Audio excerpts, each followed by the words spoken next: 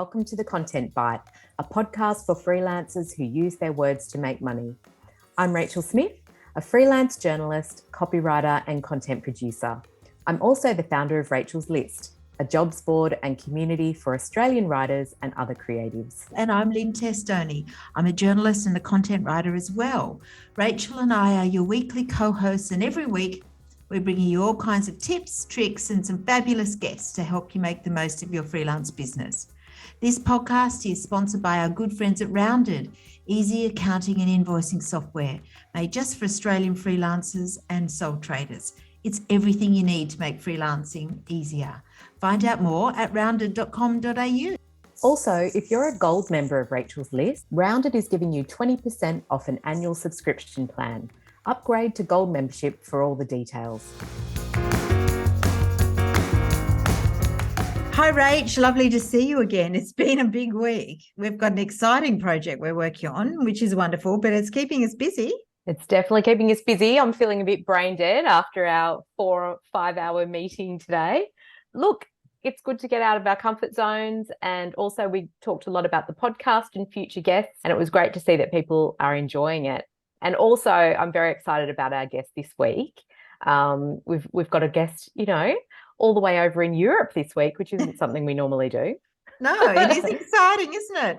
And yeah. I'm really thrilled to introduce this guest, Mike Hanley. So Mike was a freelancer in Sydney for many years, but he made some huge changes in the last probably 13 or 14 years. And I think you'll be inspired by his story. Shall I say a little bit about Mike? Yes, please. Okay, Mike Hanley founded the Content Engine in 2019 to work with ambitious organisations to amplify and scale the impact of their communications through quality content.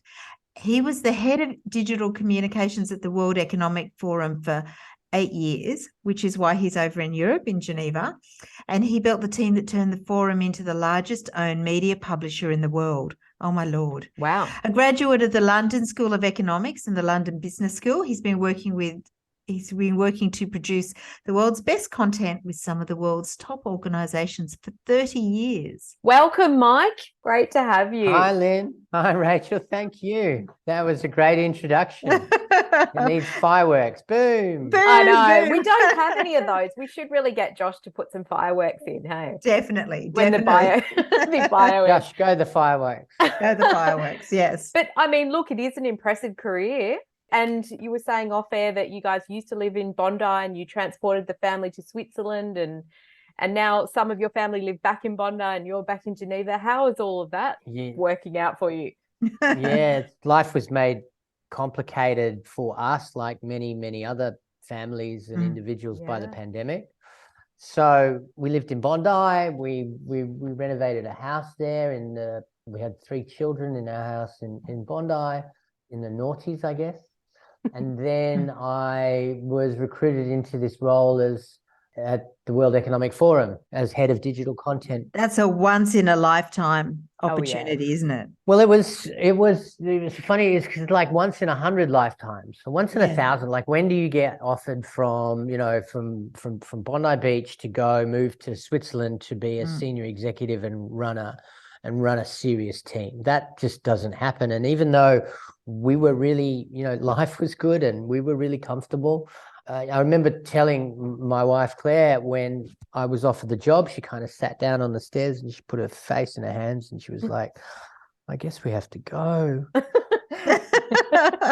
And we did go, and we had, we had a really big life over in Switzerland. We were, I was working every day with the global elite, the lizard creatures who run the world.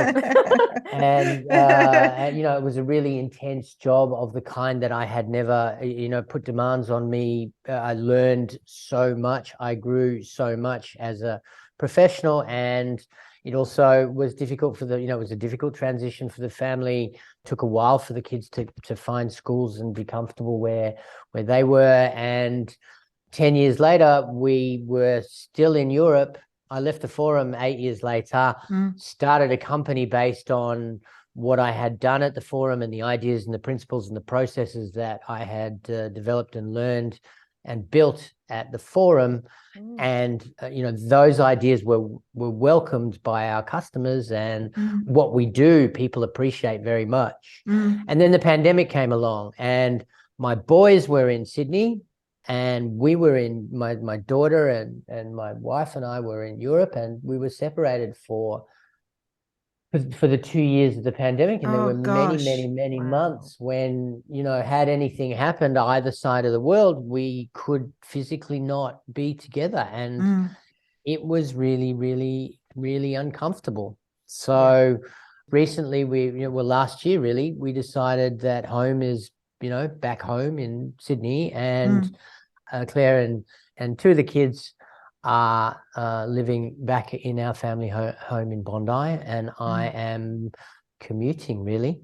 Oh gosh, that's an interesting commute. Yeah, well, I spend 4 months in Sydney, and I spend the rest of the time over here doing the business and meeting with customers and building the team. And last year was an amazing year for us. We started the year with 10 customers and we ended with 35, I think. Wow. And we've built an amazing organization, and it's very demanding as a leader and a content creator and all of the things that I am. So it's been a challenging time. Wow. Well, that's a lot. That is a lot. It's amazing. I was thinking there must be a lot of family FaceTimes in there. Yeah. Well, when you're a teenager, you don't really want to be spending that much time on the blower with your old man. No. I like it when it happens. You have to meet them on TikTok, meet them where they are, maybe some dancing. Snapchat. Yes. Some remixing of reels. Snapchat, but my daughter won't friend me, so I'm kind of locked out of all of that. No. Oh dear. Won't even friend me on Be Real. Oh. Oh no, gosh. Well, I think your career is so inspiring. I mean, you've popped up on my LinkedIn feed many times in the last few years, and I've sort of followed you and seen some of the great work you've done. And I love how you use LinkedIn, because you've published a few things, and I think you've even got a newsletter there now, haven't you? How is the LinkedIn thing going for you, and what does it give you results? Yeah. So, LinkedIn is obviously a very important professional channel, and it's become really interesting over the last couple of years because as Facebook has more or less died for my demographic and the people who... And for certain brands, yeah. And for certain brands. 7 or 8 years ago, Facebook was where all of the growth in audience was happening. And then there was the election and the misinformation scandals and all of those kind of things. And so a lot of people started looking for other solutions, and LinkedIn provides a great place for professionals to communicate what they do, and also kind of bleeds a little bit into leadership, who you are, what matters to you, why you are motivated to do the things that you do. If you are privileged enough, as we are, to be able to kind of choose what you do and how you do it and how you make an impact on the world, then it's a great place to communicate why you've taken the choices that you have and how you cope with challenges and all those great, interesting things. So, like any other communications channel, it has to have a strategy and consistency. I know that for something like, for this podcast, you have to always turn up, you have to always be there, you always have to have the guests, you always have to, be thinking what you're going to be doing. And it's this relentless flywheel of content. Yes. One way of putting it. But that's it's a marathon, not a sprint. One of the metaphors I often use is content is like feeding the kids. You can say, I fed the kids yesterday. Well, congratulations, you won a medal. You got to do it again today. And then tomorrow and the day after that, and you've got to do it 3 times a day. And what's more, it's got to be nutritious and worthwhile. You can't just chuck stuff out there. It's got to be. So it's, on the one hand, it takes a lot of energy and resources, and on the other hand, that's great because that's how we make our living as content creators and communicators. And if it was easy, everybody would do it. I love what you say about that, having that strategy and having a strategy behind everything you do, because I know at the Content Engine you do a lot of content strategy. Do you think that it's a great skill to have as a freelancer and a great way to differentiate yourself, in the age of AI? As a freelancer, what you're doing is you are making your customers' lives easier, right? They know that they need to be, whether you're a freelancer or you're an agency like we are at the Content Engine, your customers have a challenge, your clients have a challenge, and that challenge is how do we consistently communicate our stories to people in ways that have an impact. So in ways that really tell what our value proposition is, why we approach the world the way we approach the world, what we do and why we do it, or why we do what we do and what we do. Just telling those stories is not an easy thing to do. You have to be a storyteller, and doing it consistently and having the operations and making sure it gets distributed and understanding what the audience likes and what the audience doesn't like, and doing more of what it likes and less than what it doesn't like. That is the skill, and that is what we provide to our customers. So the whole strategy piece is one piece, and then there's the content production piece, and that's a whole other set of skills. Writing, video production, audio production, graphics, carousels, the latest kind of animation. All of that is another whole set of skills, and that whole set of skills is being made easier, more productive, more value for money, perhaps, by the whole AI thing. Okay.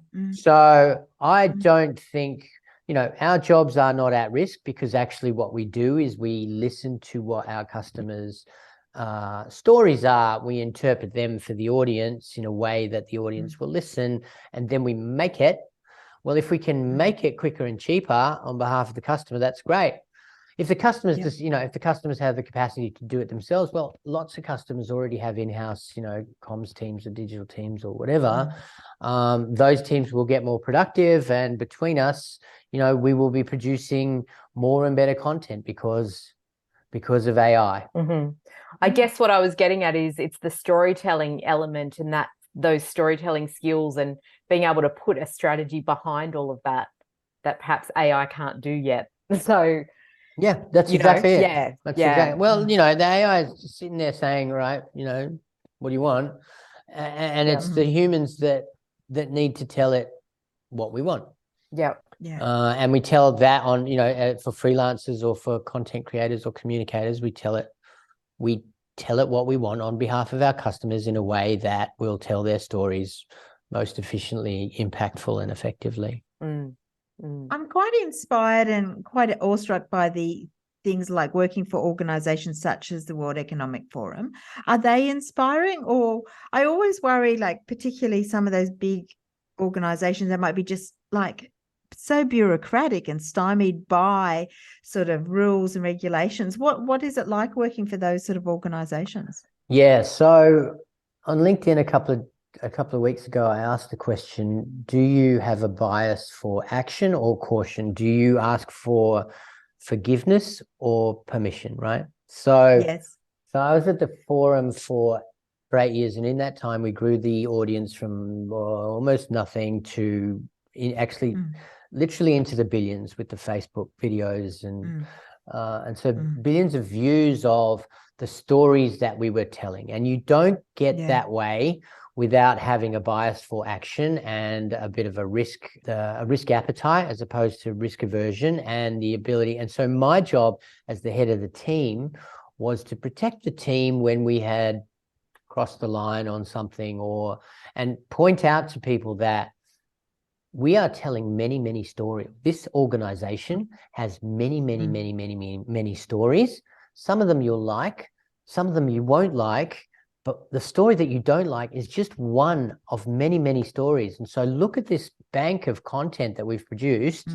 If 2% or 5% of the stuff is a little bit edgy, are we prepared to take that loss ratio in order to achieve the benefits of everything that we are doing? And too often, your question, Lynn, is are organizations too risk averse? The question is, organizations are just organizations. It's individuals inside the organizations that are risk averse. And so it's our job as content creators to communicate the value of storytelling and to also to communicate the value of storytelling in a way that is going to get attention.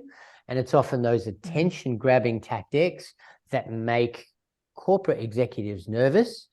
And it's our job to say, you want audience, we're telling the truth, we're telling it in a way that is designed to get attention. Is this what, do you want to get attention? Do you want this story heard?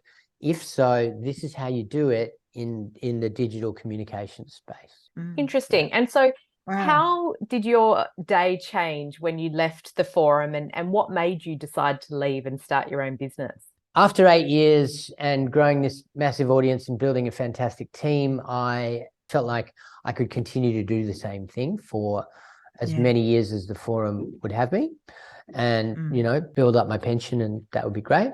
And also didn't feel like I was learning a ton, and also learning a ton. I'd done what I'd done, and I'd done it well.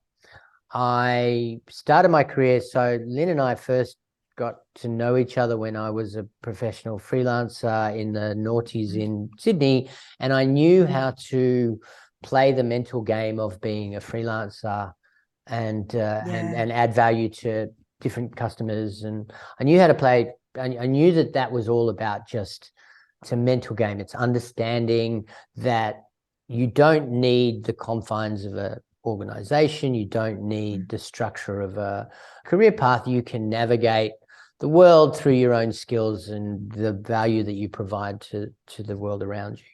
So I was confident enough to leave the forum and go into the void, really, and explore how to apply what I'd learned at the forum to other organizations. And I did that.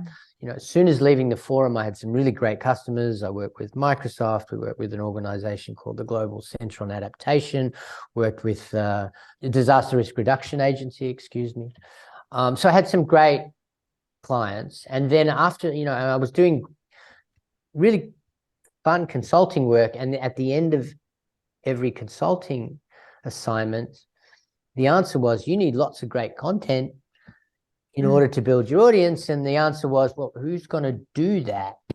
So I was kind of faced with the choice of, do I partner with an agency where I do the consulting work and then I pass, or do we build something here? And I partnered with Chris Parker, who I'd worked at the forum with. And Chris has this amazing brain which sits at the intersection between editorial and technology. So he was the guy who built all of the structures, the operational processes, the spreadsheets and the platforms that we used at the forum to manage the vast quantities of content that flow through there. And I convinced him to join me. And now we've built our very own proprietary technology that does that on behalf of our customers. And so our largest customers produce 80 to 100 pieces of content a month.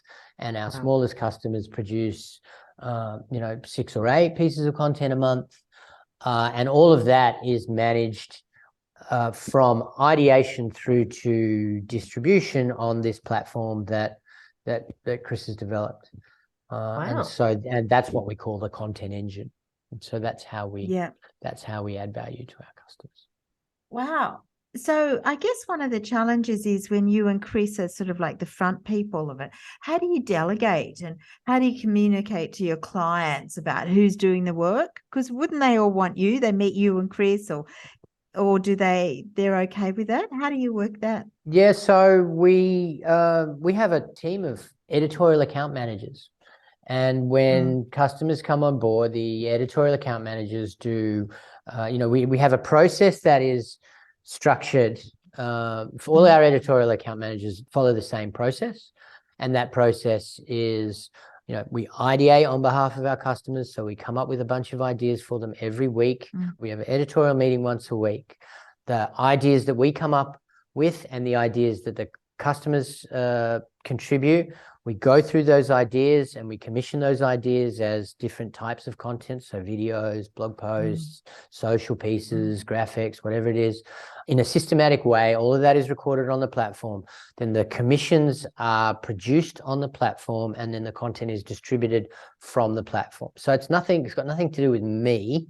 It's got everything to do with how well our editorial account managers understand the customer's business and their industry. And so I'm responsible for making sure that the process is foolproof, it is followed, that it is done well, that the platform works to its best stability, that, you know, the company has enough money to pay the wages bill at the, you know, I'm running the business, but the process is responsible for maintaining quality. And we have an editorial team that manages quality, and we're integrating AI in the way that we produce our content. So all of that happens. You know, it's like any other service organization. We have professionals who deliver against our promise. Wow. So how big's your team then? And are they all there in Geneva mainly, or are they kind of distributed? Yeah, so we have 35 people. 2/3 of those people are based in the UK.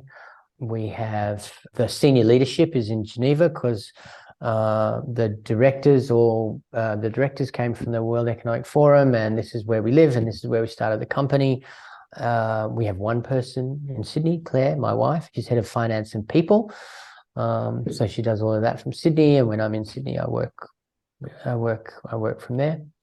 We're a completely virtual company, and also we have an office here in Geneva. The Geneva team is welcome to come in here whenever they might want to, but you know, it's a third space for them, really. Wow. Seems to work well. Yeah, it does. So is it only ever you in the office, or are they all on their Zoom screens in their own kind of living rooms and stuff? Yeah, it's not only ever me in the office. Sometimes we have, you know, 6 or 8 of us here in the office in Geneva. And the company is fully virtual. We have a morning meeting that happens at 8:45 London time. Every day we do something different on that morning meeting. So on Mondays we break into groups, and then on Thursdays we have content highlights. What's the best content we've produced this week? And Wednesdays we talk about what new things on the platform or new things in from the social insight team. And then, you know, we're a company. We have monthly company updates from me. We have knowledge sharing sessions. All of that happens virtually. And all of the work that we do with our customers happens virtually. Right. Do you think content and the style of content has changed a lot in the last few years? Do you think there are emerging trends of what people want in terms of content, either in the medium or in the style or the types of content, right? Yes. So storytelling remains the same. You need to, you know, and it also, when I said that the forum has billions of views of its videos, what that means is more than 1 billion times somebody or a bot has watched 3 seconds or more of a video, right? So we know that in this day and age, you know, people get on the train and they're scrolling through their socials, and they may, you know, they may or may not stop and watch something. So the most important thing is, can you capture somebody's attention in the first second and a half? While they're scrolling. Yeah, and can you fulfill against the promise of that first second and a half, right? So you don't want them to get to the end of the minute of watching your video and think, oh, that was a waste of my life. That was a minute I'll never get back.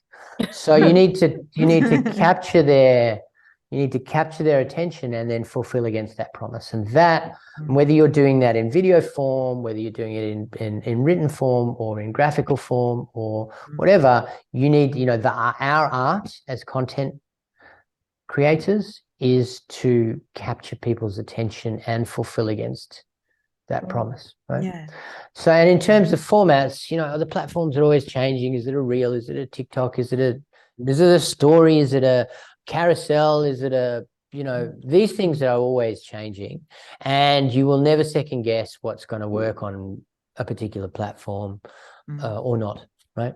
So the principle and practice of what we do is try stuff, and if it works, do it again. And if it doesn't work, if it doesn't work the next day, stop it. because it's not going to work every day, but try stuff. Yeah. That's why we emphasize to our customers, quality is super, super important, but volume is also important, because otherwise you don't know what the audience likes and what doesn't like. That goes back to the, can you have a risk tolerance? Can you get stuff out? Do you get tied up in approval hell, or can you as an organization tilt yourself towards a bias for action and get stuff out, try what works, try and see what works, do more of what works. If it doesn't work, don't worry about it, because it didn't cost us a lot of money. It was, we know how to produce high quality content in a cost effective way. That's where AI will help. It sounds like you do produce loads of content every month. Are you guys using lots of freelancers, commissioning out a lot of the content? We have a lot of in-house talent. And when we have more work than the in-house talent can cope with, we have a great network of, I mean, obviously, as we were growing, we mostly commissioned the work from freelancers. And then when we got to a size where it was more cost effective to bring people in-house, that's what we did. Yeah. There are benefits to having the content creation team in-house, and those benefits are they understand the platform, they understand the customer, they can work consistently with customers. With a freelancer, with freelancers, the one reason you're a freelancer is that you can pick and choose the work that you want to do. So we love it when they pick and choose to work with us, and then often they'll be like, that was great working with you, and now I've got something more exciting to do, and then you have to scramble. And so it swings and roundabouts, right? There are costs and benefits to having people.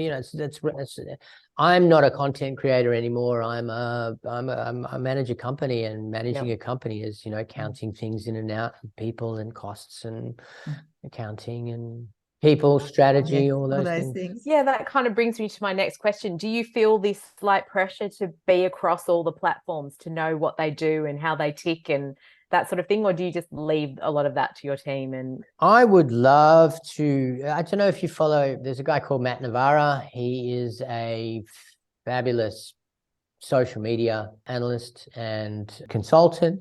He knows everything about what's going on in every platform, or at least he follows what's going on, and he curates that.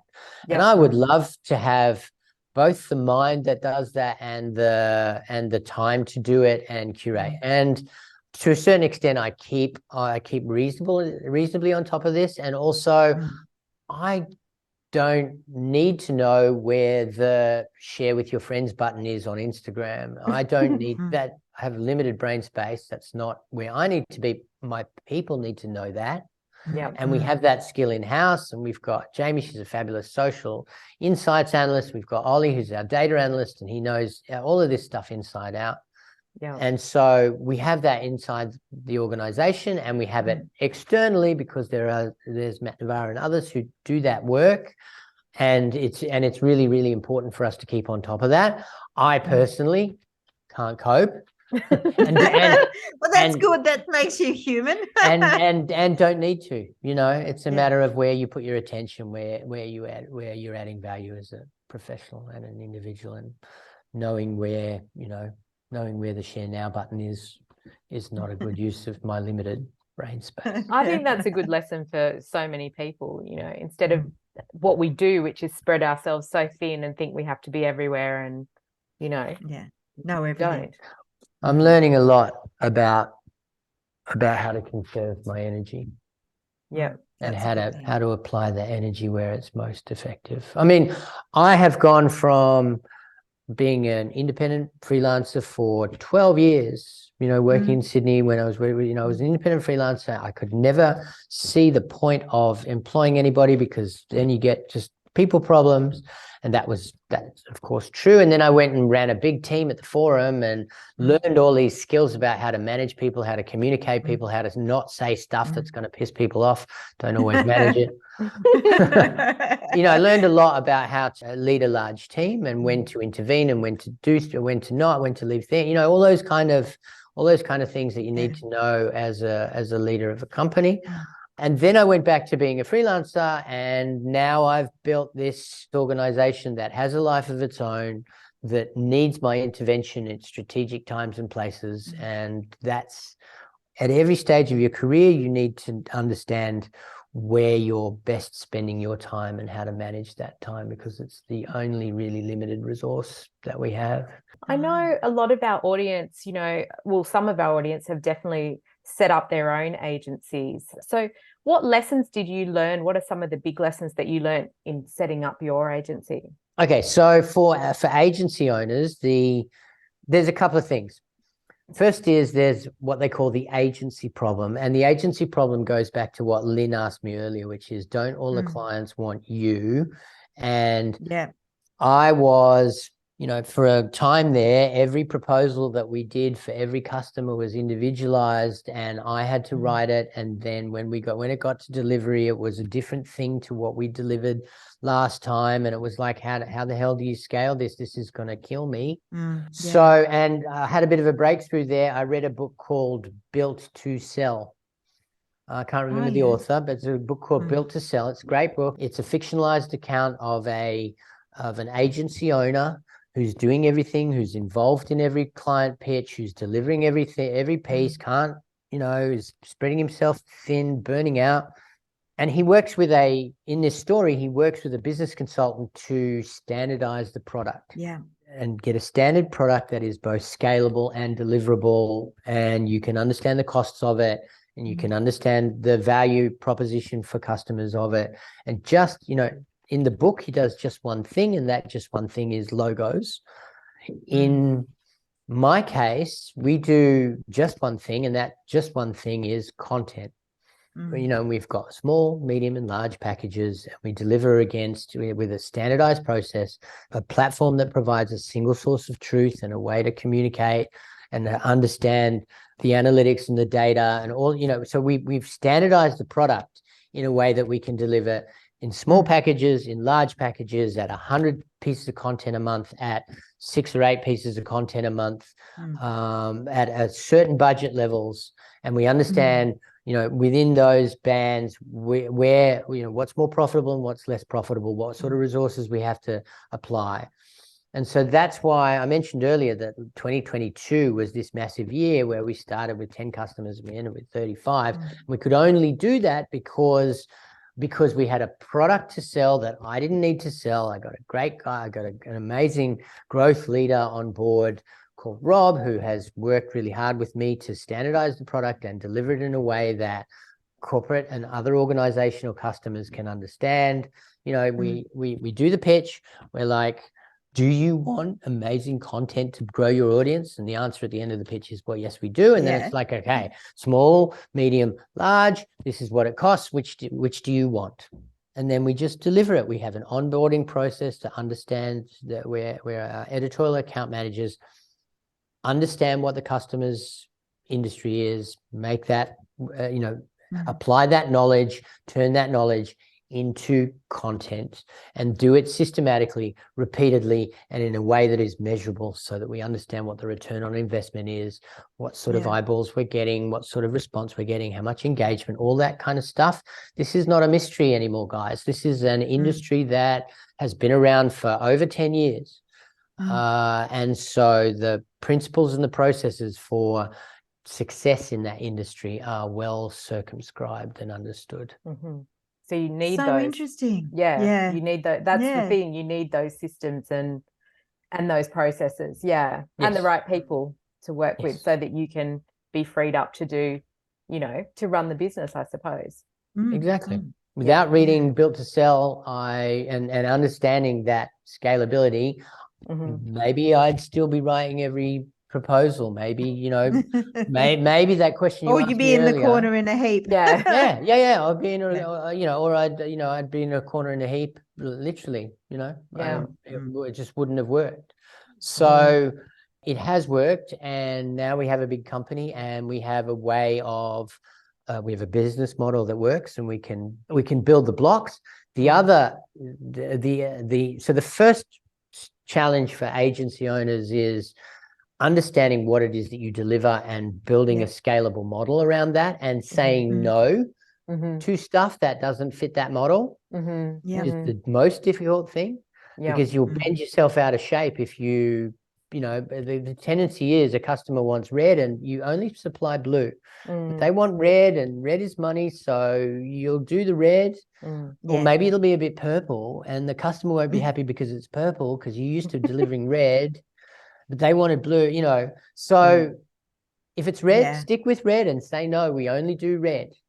That's the first thing. And then the second thing is balancing resources against delivery, right? So if you're building an agency, it's a business, cash in the door, you know, it's nuts and bolts, cash in the door. If you don't know how to read a balance sheet or cash flow or have those skills, then get them because you need them. Otherwise, you will be in a heap, right? So don't fool yourself. You're building a company, and a company needs certain things. It needs administration, it needs human resources, it needs a staff handbook, it needs finance processes, it needs cash flow management, and you need to manage the people to do the work with the work coming in the door. And that balance is always really that, you know, that's the other agency challenge, right? Getting the talent that you need in the door to deliver against the work at the time when you need them in the door. But not too early, because otherwise you're spending money on salaries that you don't, aren't justified, and not too late, because otherwise you're scrambling to fill the resource hole that you've created by getting customers on board. So be clear about what you do, what your value proposition is, how you do it, and the resources that are needed to deliver against that, and then build against that business model. Wow. That's great advice. Gosh, a little mini masterclass in setting up an agency. Happy to do it. Jazz Let's hands. do it. Let's do it. I'm back in Sydney in April. Wow. Let's do it. Let's do it. Let's got the Content Bites Masterclass. Fantastic. Brilliant. Oh, that's so well. Yeah, we'll talk to you later. Yeah. So thank you, Mike. I think it's been so interesting, your experience and the sort of work you do. It's on a whole different level for us. And I think we're finding it, we're both inspired and a bit gobsmacked, really, to be honest. Like, sometimes wow. it's easy to forget in the day-to-day of it all, you know, the rush and the thing and the this and all the things you got to do. Yeah. You know, it's difficult to, you know, it's easy to forget how amazing it has all been. So thank you for reminding me, and I'm very grateful for the opportunity to talk about myself. What's not to like? It's been really interesting. We did not ask you our question, though, about digital tools. Like, I know that the Content Engine sounds like it has its own custom-built sort of content platform. But what about the digital tools that you personally use and love that, you know, help you get through the day? Is there anything you'd recommend? Oh, do you know what? I have a mindfulness app. Yeah. Oh, do you? That sounds good. Sounds Everyone like needs one of them. Yeah, that reminds me every now and again to stop and appreciate the world and be present and not elsewhere. That's my tip. I mean, you know, you'll get a better response on, you know, video editing apps from other people than me. I'm just trying to cope with the demands of what I'm doing every day. What's your mindfulness app? We'll put it in the show notes. Okay. It's called Waking Up. I really like it.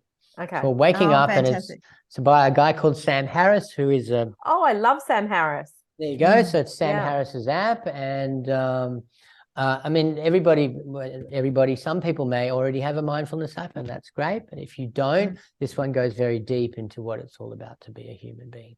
So. Okay, we'll pop that in the show notes. And also that book that you mentioned, which is Built to Sell. Okay, yeah, we'll Built find to that Sell, and put a link to that. We'll track that down as well. And we'll also definitely link to the Content Engine, which is thecontentengine.com. Yeah. And it has a fantastic blog, which I've been having a sticky beak at lately. Oh, excellent. Thank you. Yeah, please do look at us on our social channels and our website. And I'm in Australia periodically. So if anybody wants to have a chat, please do reach out on LinkedIn.